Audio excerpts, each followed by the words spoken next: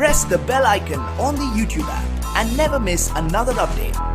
Hello दोस्तों, welcome back on NMS. तो ये हमारी वीडियो सीरीज सीजीपीएससी एसएफ का है और आज इस वीडियो में हम समझने वाले हैं सिंप्लीफिकेशन यानी कि सरलीकरण को। तो इस सरलीकरण चैप्टर से 2017 एसएफ में आपका 8 नंबर का क्वेश्चन पूछा गया था। 2016 में ये एक क्वेश्चन यानी कि 2 नंबर गए थे। तो बहुत ही इंपॉर्टेंट चैप्टर है और इसमें से बहुत क्वेश्चन पूछे जाते हैं। तो बने रहिए मेरे साथ। कौन से क्वेश्चन आते हैं, कैसे टक्के आते हैं, इसको कैसे सॉल्व करना है आपको जानना जरूरी है, ठीक है, क्योंकि एग्जाम में एक एक नंबर आपके लिए इंपॉर्टेंट होता है। तो पहली बार आए हैं चैनल में तो प्लीज चैनल को सब्सक्राइब कर लीजिए, वीडियो को लाइक कर दीजिए और साथ में बेल के आइकन को भी प्रेस कर देना ताकि आने वाली सारी वीडियोस आपके पास ऑटोमेटिक आ सके, आपको ढूंढना ना पड़े। ठीक है, तो शुरू करते हैं। यहाँ पे पहला प्रश्न लिखा हुआ है कि एक थैले में ₹1.50 तथा 25 पैसे के सिक्कों का अनुपात 5:6:7 है। यदि उनका कुल मूल्य 117 रुपए है तो 50 पैसे की सिक्कों की संख्या तथा 25 पैसे की सिक्कों की संख्या का योग विभाजित नहीं होगा। 4 ऑप्शन 13, 7, 4 और 6 दिया हुआ है। अब हमें यहाँ पर पता करना है कि 50 पैसे के कितने सिक्के, 25 पैसे के कितने सिक्के, उनको जोड़ दिया जाए तो इनमें से 4 जो ऑप्शन दिए हुए हैं उनमें से कौन सा ऐसा संख्या है जो उसको डिवाइड कर पाएगा, नहीं कर पाएगा। बाकी 3 है जो डिवाइड कर पाएंगे, है ना। तो हमने तो सबसे पहले ये पता करना है कि टोटल सिक्के कितने हो रहे हैं। तो यहाँ पे 3 अनुपात दिया है, 1 रुपए का, ठीक है, उसके बाद 50 पैसे का और ये 25 पैसे का अनुपात दिया हुआ है। 1 रुपए का जो कितना अनुपात है, 5 अनुपात टोटल सिक्कों में, और इसका है 6 और इसका 7। अब जब हम अनुपात वाला सॉल्व करते हैं तो कैसे लिख लेते हैं, ये सिक्कों का संख्या है ना, माना कि टोटल सिक्कों का संख्या 5x, 6x और 7x है। अब ये अनुपात सम अनुपात पढ़ेंगे तो फिर ये थोड़ा से और ग्लोरीफाई कर देंगे कि इसको सॉल्व कैसे करते हैं। ठीक है, अब हमने मान लिया कि टोटल सिक्कों में 5x जो भाग है 1 रुपए का है, 6x भाग 50 पैसे का और 7x भाग 25 पैसे का है। अब देखिए यहाँ पे अनुपात जो है थोड़ा से प्रॉब्लम है ये कि ये रुपए वैल्यू है, ये पैसे का वैल्यू है, ठीक है, 25 पैसा और 50 पैसा, और ये वाला रुपए का है। तो हमें इसको भी रुपए में चेंज करना पड़ेगा। क्लियर। अब देखिए टोटल सिक्कों की संख्या 50 पैसे का कितना है, 6x है। अब इसको मुझे रुपए में कन्वर्ट करना है तो कैसे करूंगा, देखिए ये रुपए में है, 1 रुपए में है। अगर मैं इसको रुपए बनाना हूं, ठीक है, ऑलरेडी 1 रुपए के सिक्के हैं तो इसको 1 से डिवाइड करूंगा। कैसे, 1 रुपए मतलब कितना होता है, 100 पैसा, ठीक है। अब इसमें मान लो 5000 पैसे हैं तो इसको 100 पैसे से डिवाइड करूंगा, मतलब कितने से सिक्के से डिवाइड कर रहा हूँ, 1 रुपए के 1 सिक्के से डिवाइड कर रहा हूं मैं। वैसे ही 50 पैसों वाले के जो सिक्के हैं, मान लो ये भी 5000 पैसे बन रहे हैं तो इसको मैं डिवाइड करूंगा तो फिर से कितना करूंगा, 100 पैसे से। लेकिन 100 पैसे का मतलब कितना हुआ, 250 हुआ ना, 2 × 50, तो यानी कि 2 सिक्कों से डिवाइड कर रहे हैं। तो इसको क्या करेंगे, अब इसको रुपए बनाने के लिए 2 सिक्के से डिवाइड कर दिया मैं 50 पैसे के, और वैसे ही 25 पैसे के 4 सिक्के मिलेंगे तो 1 रुपए बनेगा। तो ये टोटल पैसे जो हुए उसको मैं 4 सिक्के से डिवाइड कर दूंगा तो ये रुपए बन जाएगा। अब ये सारा चीज एक बराबर हो गया, ये भी रुपए में है, ये भी रुपए में है, ये भी रुपए में है। क्लियर। तो आगे प्रश्न में ये लिखा है कि इनकी जो वैल्यू है, सिक्कों का जो कुल मूल्य है वो है 117 रुपए के बराबर, ठीक है। मतलब अगर मैं ये 1 रुपए के सिक्कों को जोड़ दूं, 5x/1, 6x/2, ये 50 पैसे के सिक्के और ये 25 पैसे के सिक्के, टोटल सिक्के, इनको जोड़ दूं तो टोटल मूल्य 117 रुपए के बराबर है। क्लियर। इन सिक्कों को जोड़ दिया जाए तो वो टोटल 117 रुपए बनता है, ठीक है। तो इसको हम सॉल्व कर लेंगे। ये एलसीएम आएगा 2, 4 और 1 का एलसीएम आएगा 4। फिर यहाँ से आप डिवाइड करेंगे, 4 बार जाएगा, 5 चौको 20x, ये तो आपको पता है, 2 दूनी 4, 2 6 दूनी 12x, प्लस ये आएगा 7x इक्वल टू 117। तो ये आएगा आपका 7 और 2 9 और 2 और 1 3x, 39x बटा 4 इक्वल टू 117।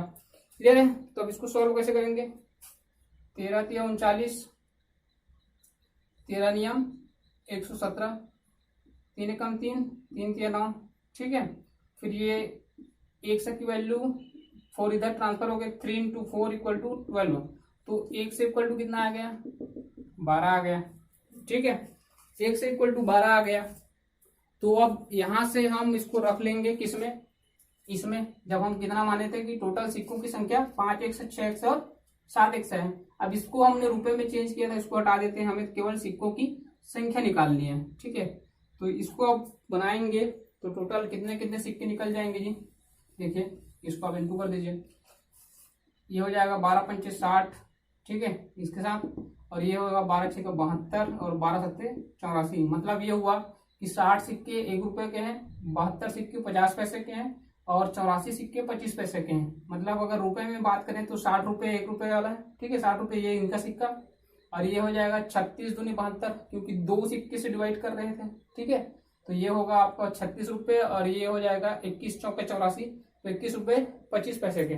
ठीक है, टोटल 84 सिक्के मतलब 21 रुपए। तो हमें यहाँ पे बताना है कि जो 25 पैसे और 50 पैसे के सिक्के हैं उनके योग को कौन से अंक द्वारा डिवाइड नहीं किया जा सकता। तो ये हो गया 4 2 6 8 7 15, तो 156 सिक्के हैं टोटल।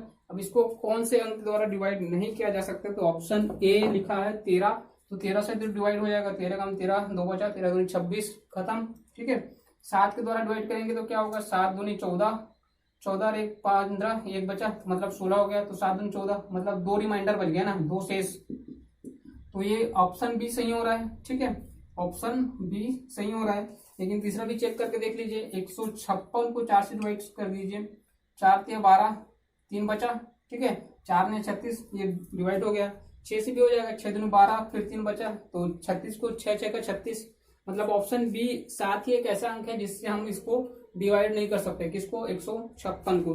अब जब आप विभाज्यता का नियम पढ़ेंगे तो आपको इतना सारा चीज चेक करना नहीं पड़ेगा। ठीक है, देख के आप आंसर बता पाएंगे। तो हम इसको अलग से चैप्टर में एक बार पढ़ेंगे, एसीएफ के एग्जाम में भी पूछा गया था विभाज्यता से जुड़ा हुआ क्वेश्चन। तो आगे चलते हैं, वो अलग चैप्टर है, अगले वीडियो में देखेंगे। चलिए नेक्स्ट प्रश्न ये लिखा है कि 5 का घात a = 3125 हो तो 3125 हो तो 5 का घात a - 3 = क्या होगा। ठीक है, ये प्रश्न है और 4 ऑप्शन दिए हुए हैं, 625 25 25 के बाद है 5 और 225, 4 ऑप्शन दिया है। ठीक है, ABCD। अब इसको अब एक एक करके तो नहीं पढ़ रहा हूं मैं। तो यहाँ पे आपको आंसर फाइंड करना है कि 5 का घात a - 3 का वैल्यू क्या होगा।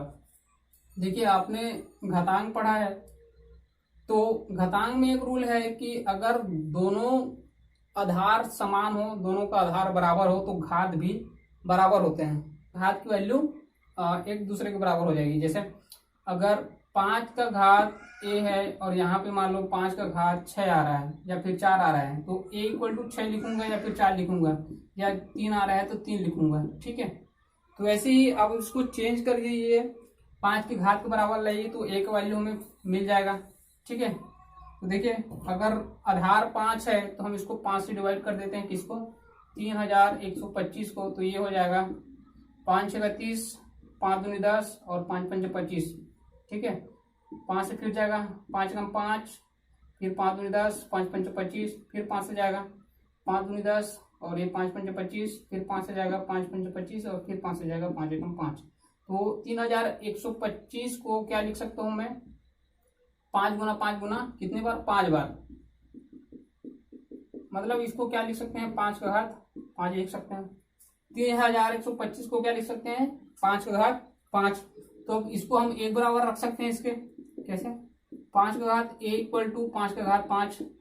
अब आधार सेम हो गया तो घातांक के नियम से a = क्या आ जाएगा 5, a = क्या आएगा 5। और प्रश्न में पूछा गया है कि 5 का पावर, प्रश्न में पूछा गया है कि 5 का घात a - 3 = क्या होगा। तो 5 का घात a की जगह क्या आएगा 5 - 3 = क्या होगा जी 5 का घात, 5 में 3 घटाएंगे तो 2 होगा, तो 5 का वर्ग कितना आएगा 25। तो ऑप्शन कौन सा वाला सही है, बी सही है। 5 का घात a - 3 = 25 आएगा, क्योंकि a की वैल्यू कितना है 5 आया। क्लियर। ठीक है, तो सिंप्लीफिकेशन में और कौन से टाइप के क्वेश्चन आते हैं, कैसे आते हैं। सिंप्लीफिकेशन में एक प्रॉपर वो नहीं है, मेथड नहीं है कि इसको ऐसे ही सॉल्व करना है। जैसे क्वेश्चन आता है सिंप्लीफिकेशन करना है, सरलीकरण करना है, उसमें कई टाइप के प्रश्न बन सकते हैं। ठीक है, तो अगला प्रश्न देखते हैं। गायों तथा मुर्गियों के एक समूह में पैरों की संख्या उनके सिरों की संख्या के 2 गुने से 14 अधिक थी, तो गायों की संख्या है। ठीक है, कितनी अधिक थी, 14 अधिक थी। अब ये थोड़ा से उलझा हुआ है, इसको सॉल्व करते हैं। मान लेते हैं गाय कितना है, मान लेते हैं गाय है x, और क्या है साथ में, मुर्गी है y। ठीक है, अब देखिए अगर सिरों की संख्या ज्ञात बोले हैं तो गाय का भी एक सिर होगा और मुर्गी का भी एक सिर होगा, तो सिरों की संख्या क्या हो जाएगा, x प्लस वाई। ठीक है, पैरों की संख्या की बात करें तो गाय के कितने होते हैं, 4 पैर होते हैं, तो टोटल एक गाय का 4 पैर, टोटल गाय x है तो टोटल पैर कितने हो गए, 4x प्लस मुर्गी y है। ठीक है, और उसके 2 पैर होते हैं तो टोटल मुर्गियों की जो पैर होगी वो 2y हो गई, मतलब ये आ गया 4x प्लस 2y। ठीक है, ये निकल गया, पैर भी निकल गए, सिर भी निकल गए। अब इसके बाद ये प्रश्न में ये बोल रहे हैं कि गाय समूह में पैरों की संख्या, ये पैरों की संख्या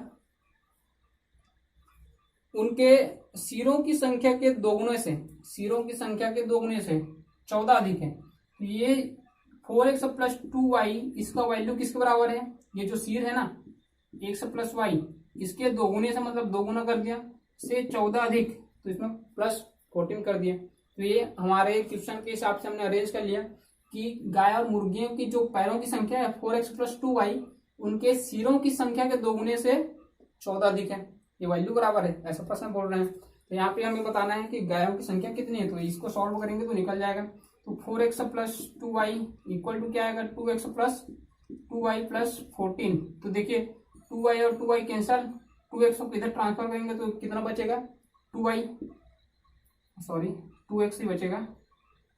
4x minus 2x equal to 2x equal to 14। तो x का वैल्यू कितना आया, 7। तो गायों की संख्या कितनी है, 7 है। ठीक है, तो यहाँ पे ऑप्शन कौन सा सही हो रहा है, बी सही हो रहा है। ओके, तो ये सारे क्वेश्चन तो आपके पीएससी में पूछे गए थे, ऐसा टाइप के क्वेश्चन मैं यहाँ पे सॉल्व करा रहा हूँ। इसके बहुत सारे प्रश्न आए सिंप्लीफिकेशन से, व्यापम और पीएससी में बहुत प्रश्न आए हुए हैं। अगर आप एक कमेंट कर दोगे कि सर इसका और क्वेश्चन चाहिए तो मैं आपको आगे सॉल्व करके दिखाऊंगा। फिलहाल इसके बाद हम थोड़ा सा देखेंगे कि एसीएम में कौन कौन से क्वेश्चन आए थे, उसको कैसे सॉल्व करना है। एक क्वेश्चन और इंटरेस्टिंग है। ठीक है, लिखा है पानी से भरी एक बाल्टी का भार 20 किलोग्राम है। ठीक है, यदि बाल्टी पानी से आधी भरी है तो उसका भार 14 किलोग्राम है। खाली बाल्टी का भार कितने किलोग्राम है, यहाँ पे बाल्टी का वजन बताना है। ठीक है, 2 कंडीशन दिए हुए हैं। जब बाल्टी भरी हो, ठीक है, भरी बाल्टी में क्या हो रहा है, बाल्टी और पानी दोनों मिला के कितना, इसका वजन 20 किलोग्राम है। ठीक है, और पानी जब आधा भरी हो तो ये बाल्टी का वजन तो उतना ही रहेगा, लेकिन पानी का वजन आधा हो जाएगा। तब इस कंडीशन में ये वजन कितना है, 14 किलोग्राम है। ठीक है, तो यहाँ पे आपको फाइंड करना है कि बाल्टी का, ओनली बाल्टी का वजन कितना है। तो देखिए अब इसको इक्वेशन 1 और 2 मान लीजिए।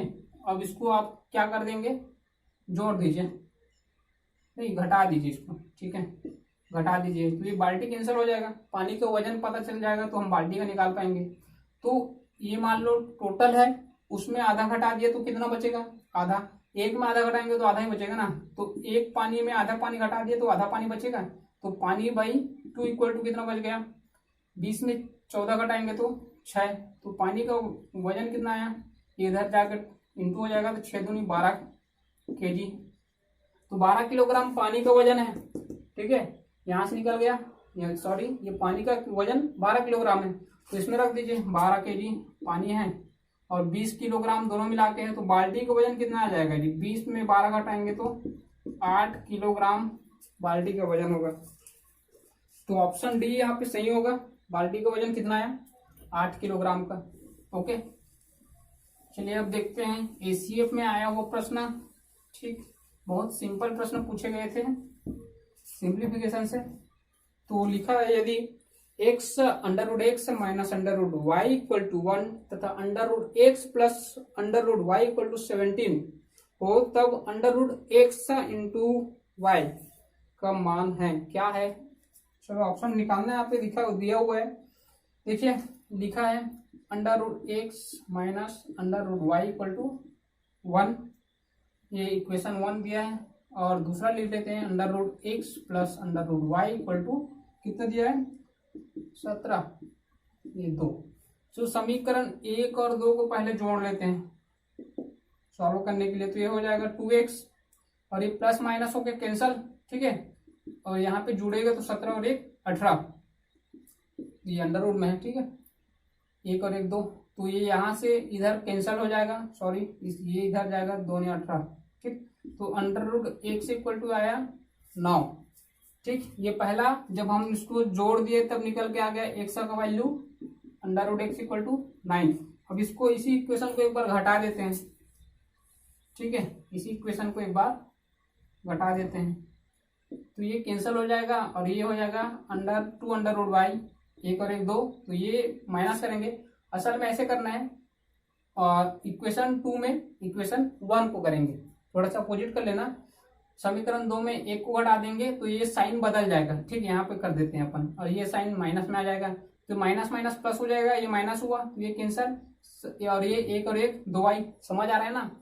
समीकरण 2 में 1 को हटाना, उस टाइम क्या हुआ था, प्लस के साइन टाइम में उतना दिक्कत नहीं होता, माइनस के टाइम आप देख लेना, 2 में 1 को घटा देना, ठीक है। तो हमें निकाल के लाना है बस वर्गमूल, सॉरी अंडर रूट वाई का मान निकाल के लाना है, आप जैसे निकालिए। तो 2 में 1 घटाएं तो ये हो गया आपका 16, 17 में 1 घटाए तो कितना आ गया 16। तो under root y equal to क्या है 2 × 16, तो under root y equal to आ गया 8, ठीक है। अब यहाँ पे प्रश्न ये पूछा है कि अंडर रूट एक्स वाई का मान क्या होगा, under root x dot y, x into y equal to क्या होगा। तो इसका मतलब ये हुआ कि under root x into under root y, तो हमारे पास तो दोनों का वैल्यू है, तो ये 9 है और ये 8 है, मतलब 9 × 72, ठीक है। तो ऑप्शन कौन सा सही हो रहा है, ऑप्शन डी सही हो रहा है, 72, क्लियर। चलिए अगला प्रश्न लिखा है, ये भी एसएफ का ही है। दो संख्याओं का अनुपात 3:4 है तथा उनके वर्गों का योग 900 है, तो संख्याएं क्या होगी। दो संख्याएं हैं, पहला संख्या 3 और ये जो भी हो 3 और 4, ठीक है, उनके वर्ग अनुपात जो है 3 और 4 है। हम मान लेते हैं कि संख्या 3x और 4x है, 3x और 4x, ठीक है, वो संख्या। तो यहाँ पर प्रश्न के अनुसार है उनके वर्गों का योग, उनके वर्गों का योग मतलब 3x का वर्ग और 4x का वर्ग, तो इनको जोड़ दिया जाए, मान लो 3x का वर्ग प्लस 4x का वर्ग, इसको जोड़ दिया जाए तो 900 आता है, ये प्रश्न बोल रहे हैं, ठीक है। उनके वर्गों का योग 900 है, तो संख्याएं होगी, देखिए क्या होगा, 3 × 9 1 का स्क्वायर, 4 × 16 1 का स्क्वायर इक्वल टू 900, तो 16 और 9 25, 1 का स्क्वायर इक्वल टू 900, तो 1 का वैल्यू निकालेंगे तो 900/25, और ये हो जाएगा आपका 25 या 75, ठीक है। 90 में 75 घटाएंगे तो बच्चा 15, तो 15 के पीछे 1 0 मतलब 150 हो गया, फिर 25 से तो 25 6 का 150, तो 1 का स्क्वायर का वैल्यू निकल के आया 36, तो इसको दोनों तरफ अंडर रूट कर दीजिए तो 1 का वैल्यू निकल के आएगा 6, ठीक है। तो यहाँ से 1 का वैल्यू निकल गया, तो यहाँ हमने रख दिए जिसको वास्तविक मान माने थे कि 3x और 4x हो सकता है, तो 6 को इधर इंटू करेंगे तो 6 × 18 और ये हो जाएगा 6 × 4 = 24। तो ये दो संख्याएं कौन कौन सा है, 18 और 24 है, जिनको अगर वर्ग कर दिया जाए और जोड़ दिया जाए तो 900 बनेगा। ये करके देखिए 900 आता है कि नहीं आता है। तो यहाँ पे ऑप्शन कौन सा सही है जी, ऑप्शन है आपका सी वाला, ठीक है, 18 और 24 ये सही है। अगला प्रश्न देखते हैं। तो अगला प्रश्न ये लिखा है कि दो संख्याओं का योग 25 है तथा उनका अंतर 13 है, ठीक है, उनका गुणनफल ज्ञात कीजिए। कौन सा आएगा उनका गुणनफल, देखिए हमें पता नहीं तो क्या मानते हैं, सीधा सीधा x और y, चलो दो संख्याएं x और y है, तो प्रश्न के अनुसार ये बोल रहे हैं कि इनका योग कितना है, x + y, इनका योग है 25 और इनका अंतर जो है 13 है, तो x - y = 13। तो यहाँ से x और y दोनों निकल जाएगा, ये समीकरण 1 और ये समीकरण 2 ऐसे ही बनाते हैं। अब 1 और 2 को जोड़ दिए तो क्या आ जाएगा 2x और ये कैंसल, तो 5 और 3 8, 2 और 1 3, तो x का वैल्यू कितना है 19 2 नहीं 38, इधर से कैंसल, ठीक है, सॉरी काट देंगे कैंसल, 2 × 1 = 2, 2 × 19 = 38, ठीक। तो x से निकल के आ गया 19, उसके बाद y भी निकल के आ जाएगा। तो अब इसको आप माइनस कर दीजिए। समीकरण 1 में 2 को घटाने पर मतलब ये साइन चेंज हो जाएगा, ये बन जाएगा प्लस, ये बन जाएगा माइनस। ठीक है, तो ये कैंसल, x और माइनस x हो गया कैंसल, ये हो गया 2y इक्वल टू कितना बचा 13 7 20 5 25, तो ये 7 5 12, तो y इक्वल टू 2 6 12, तो y इक्वल टू 6 आ गया। तो यहाँ पे पूछा है कि उनका गुणनफल कितना होगा, तो 19 6 का कितना होता है 114 होता है, 19 6 का 114, और ये option B is correct. Clear, कैसे सॉल्व करना है। इस शेप में सिंप्लीफिकेशन से मेरे ख्याल से बहुत इजी प्रश्न आए थे, इसमें हार्ड प्रश्न भी बनते हैं। आप बोलोगे तो फिर मैं इसको सॉल्व करके दिखा दूंगा कि और कौन कौन से प्रश्न पीसी में आए थे। वैसे आपका इंटरेस्ट के ऊपर डिपेंड करता है कि आपको सिंप्लीफिकेशन का दूसरा पार्ट चाहिए कि नहीं चाहिए।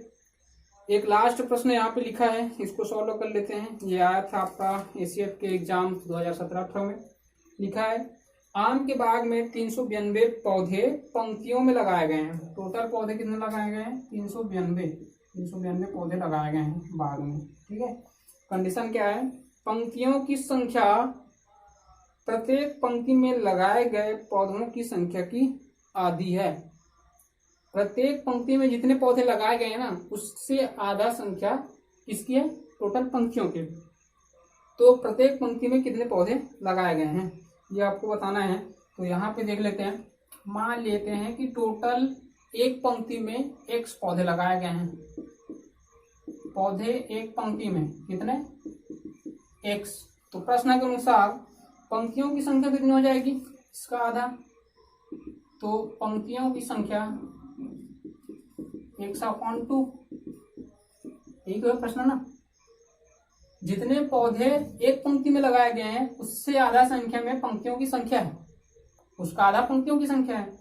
और टोटल पौधे कितने हैं 392, तो पंक्तियों की संख्या और पंक्ति को अगर इंटू कर दूं तो क्या हो जाएगा, टोटल पौधों की संख्या निकल के आ जाएगा ना। तो ये हो गया x² इक्वल टू, ये उधर जाके 2 दूनी 4, 9 दूनी 18, 3 दूनी 6 और 1 7, तो 784 x² इक्वल टू। तो x का वैल्यू फाइंड करने के लिए दोनों तरफ अंडर रूट लगा देंगे, तो x की वैल्यू निकल के आ जाएगा।